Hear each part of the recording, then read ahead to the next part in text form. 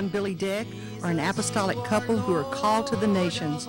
They teach, preach, heal, and deliver the Word of God wherever they go. In Paris, France, in Ghana, West Africa, in Belize, Central America, in Grenada, West Indies, in Nigeria, West Africa, in China,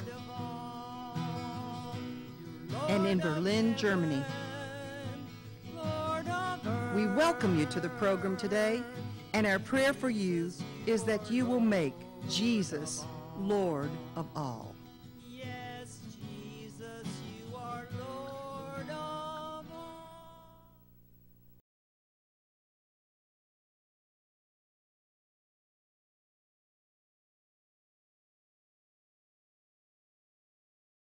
And when strong, confident, masculine leadership is lacking, a great vacuum is created and the whole family suffers.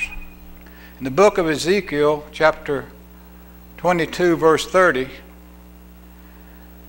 says, God observed the moral deterioration and social decadency of the land of Israel. Where are the men? Where are the men? Back then, that the Israeli people were deserting their God, going to other religions, idols, and so forth. And it was not good. And Ezekiel was looking for some men, and he didn't find one. You know, times are worse now, I believe, probably, than they were in Israel at that time. We see what's going on across this nation, around the world. It's time. It's time for us men to stand up. Amen? Amen. Hallelujah. Hallelujah. Ezekiel said, I sought for a man to make up the hedge and stand in the gap before me for the land, that I should not destroy it. God is looking for the presence of committed and responsible men to maintain righteousness and to represent Him on the earth. Represent Him on the earth. And in that light, this afternoon, I want to discuss the portrait of a godly man, with emphasis on the role of the father and the husband. The Bible speaks very specifically to the role that the man is to provide as husband. First direction is found in Genesis 2:24 and is repeated 3 times in the Scripture, in the New Testament. Genesis 2:24, therefore shall a man leave his father and mother and cleave to his wife, and they shall become one flesh. A husband must leave his parents. I won't dwell on this to any length, because this instruction to leave his parents does not mean that he's to break relationships with them, but it means that he is to make it better without the parents around all the time. So a new relationship needs to be established. And then the man is supposed to cleave to his wife. We are commanded by God to honor our parents. We talked about that. It doesn't stop when we marry. Then we must cleave. The literal sense of the Hebrew word to cleave is to stick to paste, to glue. As husbands, we are to be glued to our wives like 2 pieces of paper.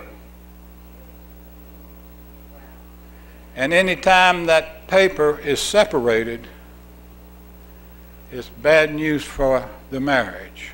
It tears. It tears.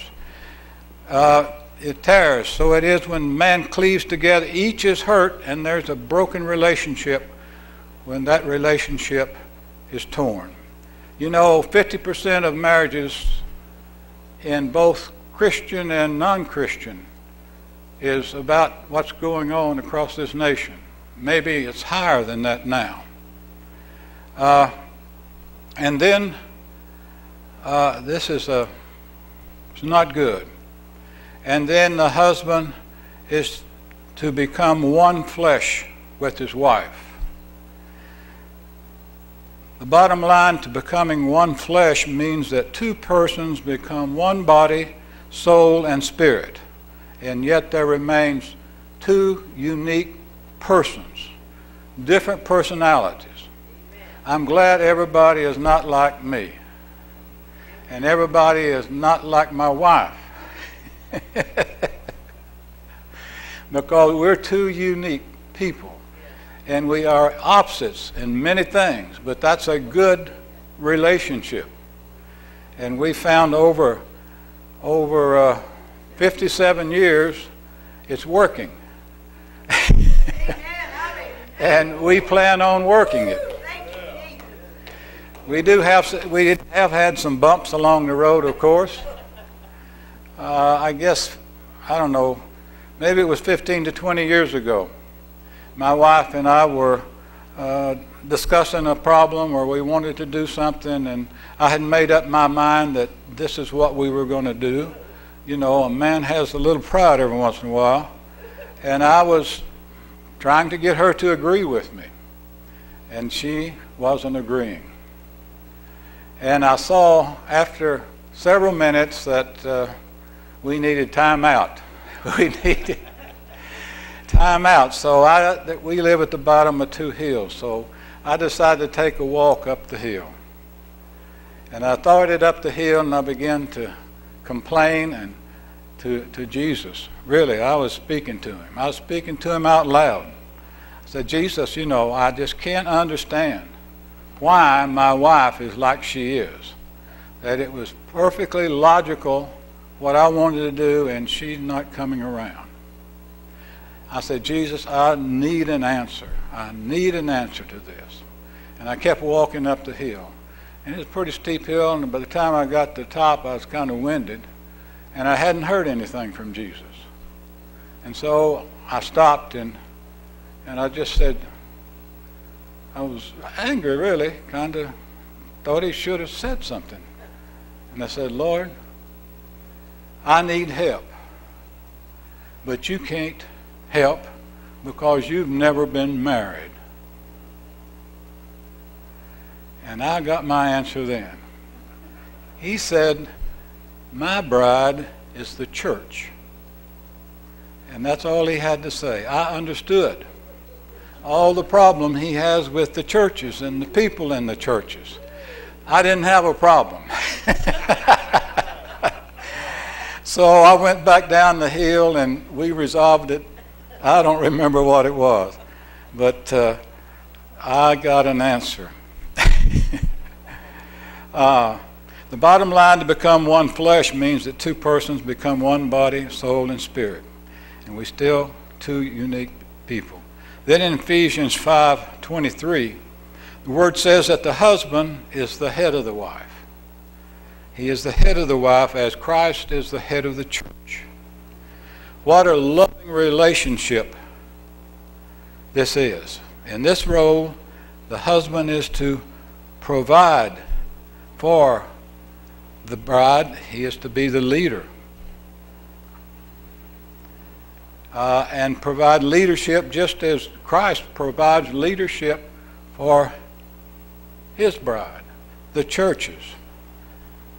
Leadership through caring, encouraging, nurturing, unselfish love. And our love for our wife should be the same way. Leadership to be like leadership of Christ in the church. And then the husband should love as Christ loved the church and gave himself for it. That's verse 25. Are husbands expected to love their wives so much that they're willing to die for them? That's a good question. It's a good question. I've thought of that often. Sometimes I think, well, I would. The other time I say, well, I don't know. But Christ was not only willing to die for the church, but he did die for it. So the husband is to love his wife as his own body. That's verses 28, 23. By loving our wives, we love ourselves. We are one, flesh and spirit.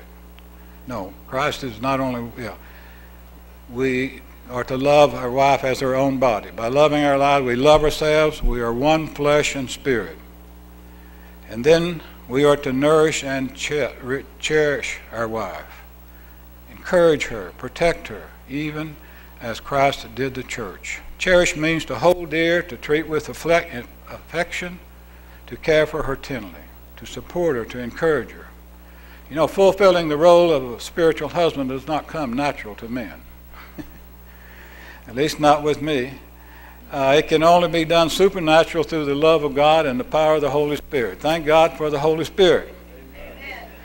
Thank God for the Holy Spirit. And then commitment. What is your relationship with your wife today? Got some men here. What's your relationship with your wife today? Is it really what you want it to be? Is it what God wants it to be? Maybe that's some question we can answer this week. Most of us cannot answer yes to the last two questions, but we can do something about it today. Perhaps a good start would be a simple but meaningful, "Honey, I love you."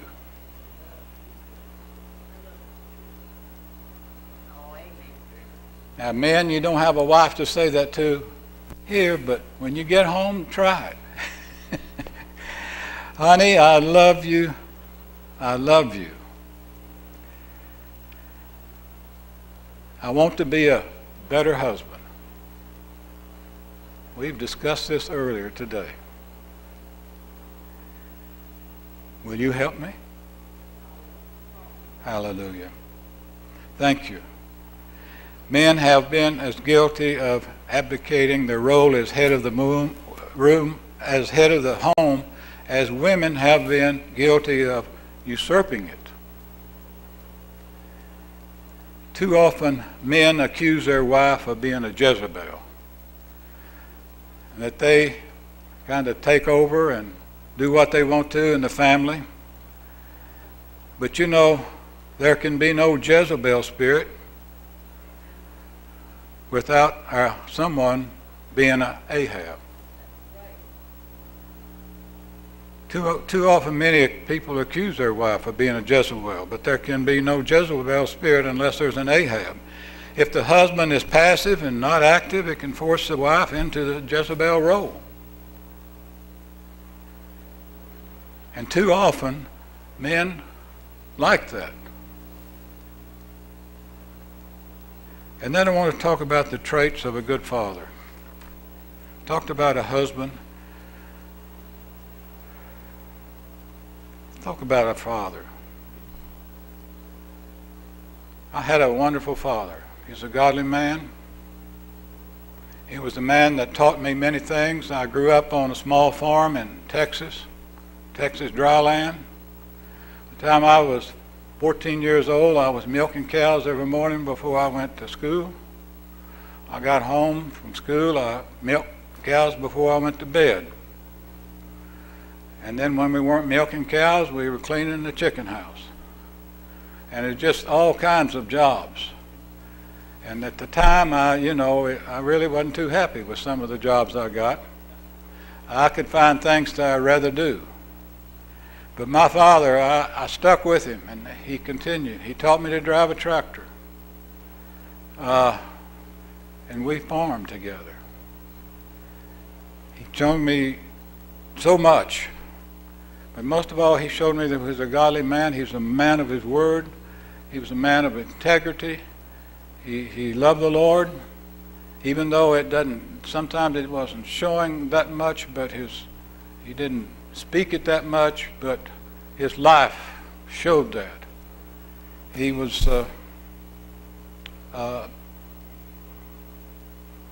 he and my mom attended a Baptist church. He had a problem with the Baptist church.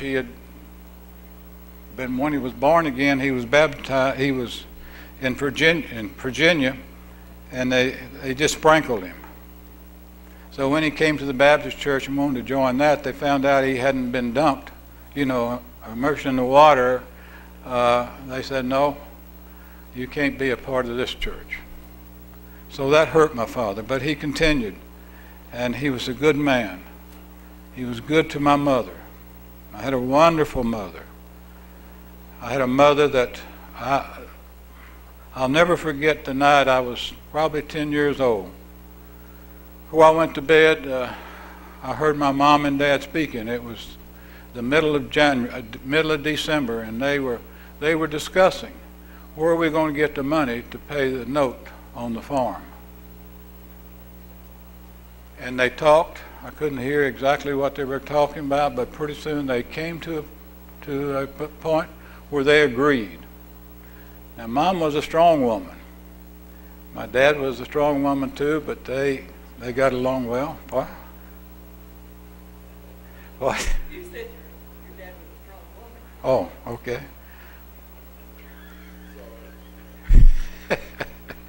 Well, my dad was a strong man. My mom was a strong woman. My mother was a pioneer woman.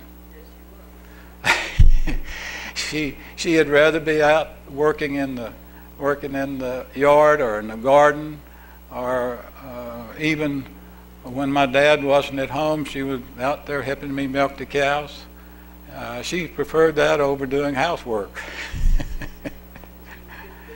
A good cook, yes, she was. We are to be a loving father. I want to read from 1 Peter chapter 3, verse 7. It's directly to us. Husbands, in a similar way, live with your wives with understanding, since they are weaker than you are. Now, some of the ladies take exception to that. My mother would have. Honor your wives as those who share God's life-giving kindness, so that nothing will interfere with your prayers.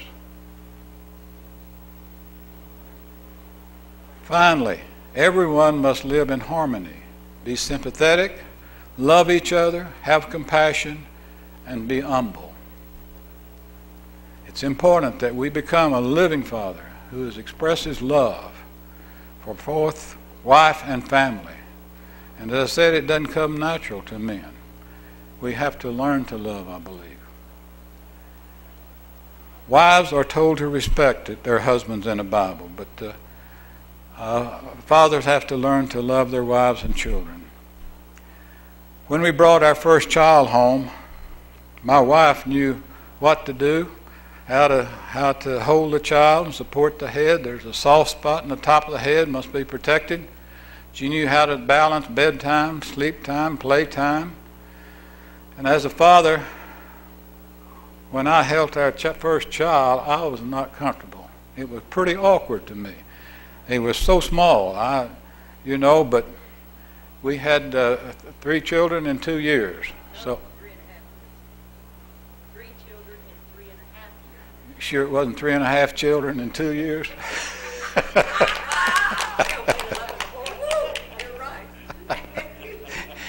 It seemed that way, but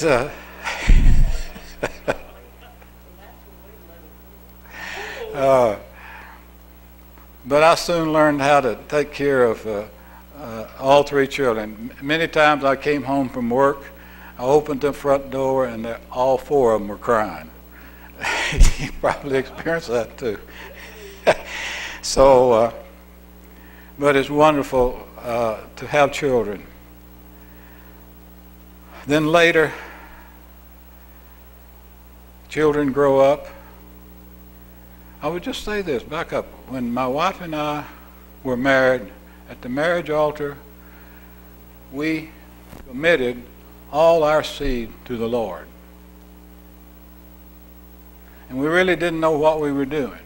We didn't do it. The Lord told us what to say. And right now, we are seeing the fruit of that. She and I have 3 grandchildren, 3 children, 12 grandchildren, We got more great-grandchildren than I got fingers to count. And we got 3 more on the way. So, you know,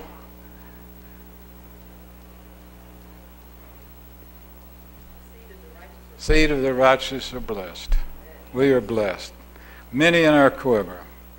And I would say this about our family. We have a number of, we have a grandson that's a pastor, head pastor out in Ohio. I have a granddaughter. His husband is a children's pastor. Our daughter, who just turned 55, husband is he's an itinerant pastor in the United States. So we've seen much fruit, and that's what we need to be as a father. I believe in the home is what determines what the child is going to be. Amen. If we love the Lord, if we serve the Lord, they're going to do it. They can see the example we have. It's not always what we say, but it's the example we see behind our words. So as fathers, we need to love our children. Take them to church. Educate them at home from the Bible. When our children were just probably 4, 5, and 6 or so, we were in the Baptist church, and they sent out a monthly little booklet for all the missionaries from the Baptist church all over the world. And it had the date of the missionaries' birthdays. And we were to pray for that missionary that day. So that was what we did before we put them to bed. We took that book and we read that book and prayed for that person or persons. We couldn't pronounce the words, and neither could they, sometimes the countries that these people were from. But this became a part of their life. They saw the goodness of prayer.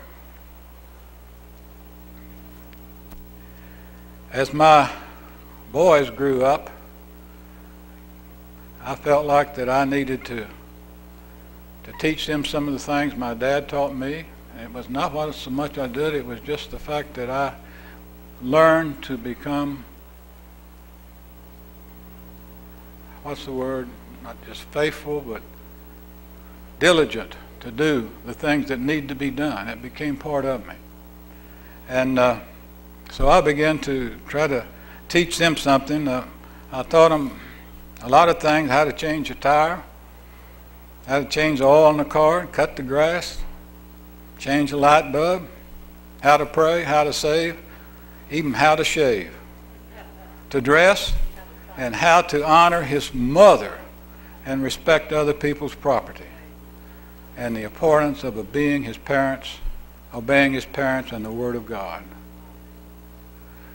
And I don't have the pride I used to have, but I've got a little pride when it comes to our children and our grandchildren. God is good has been good to us. God is good to them. So above all, we need to love each other warmly, because love covers many sins. 1 Peter chapter 4, verses 7 through 8. In the Bible, we have the story of the prodigal son. When he left home, his attitude was, "Give me." When he returned, his attitude had changed. "Make me a hired hand." Before he could open his mouth, though, when he came home, the father ran to meet him, to welcome him home with open arms. We need to teach our children, I think, that they can always come home.